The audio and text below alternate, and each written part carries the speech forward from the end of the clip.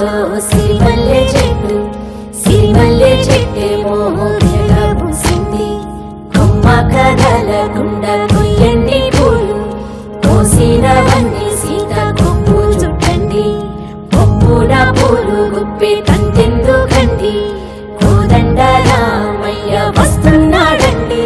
రానే వచ్చాడు యమ్మ రామయ్య వస్తూ చేశాడు యమ్మ ఏదో మాయ. రానే వచ్చాడు యమ్మ రామయ్య వస్తూ చేశాడు యమ్మ ఏదో మాయ. సీతకి